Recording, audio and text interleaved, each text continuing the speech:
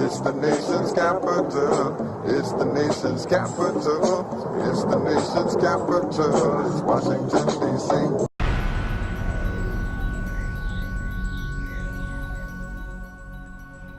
What I want is the same rights everybody else has. I grew up as a second-class citizen in this town twice over.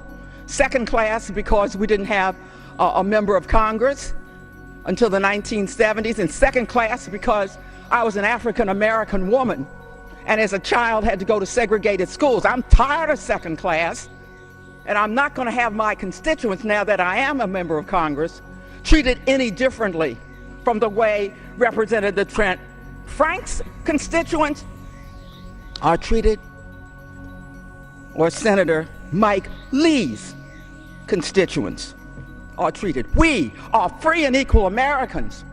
We pay federal income taxes just like everybody else. And yet we have no vote on the House floor. The nerve of these members putting a bill that they expected to come to the House floor, and I would not even be able to vote on the bill. And yet it would apply only to my constituents. Where is the sense of decency? I don't know about a war on women, but when you keep coming at the District of Columbia women, that's a war on them. And if you want to declare war, I'm here to do the best I can to fight back. Eleanor Holmes Norton was born in Washington, D.C. to Coleman Holmes, a civil servant, and Vila Holmes, a teacher. While in college and graduate school, Miss Holmes Norton was active in the civil rights movement and an organizer for the Student Nonviolent Coordinating Committee. By the time she graduated from Antioch College, she had already been arrested for organizing and participating in sit-ins in Washington, D.C., Maryland, and Ohio.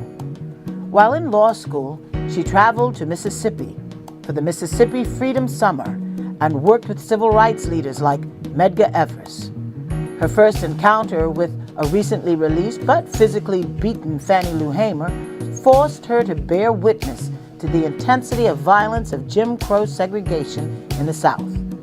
Her time with SNCC inspired her lifelong commitment to social activism and her budding sense of feminism. Upon graduating from law school, Miss Holmes Norton worked as a law clerk to Federal District Court Judge A. Leon Higginbottom, Jr. In 1965, she became the Assistant Legal Director of the American Civil Liberties Union, a position she held until 1970. Appointed by President Jimmy Carter as the first female chair of the U.S. Equal Employment Opportunity Commission in 1977, she released the EEOC's first set of regulations outlining what constituted sexual harassment and declaring that sexual harassment was indeed a form of sexual discrimination that violated federal civil rights laws. In 1990, Eleanor Holmes Norton was elected as a Democratic delegate to the House of Representatives. She took office on January 3, 1991, and has been re-elected every 2 years since.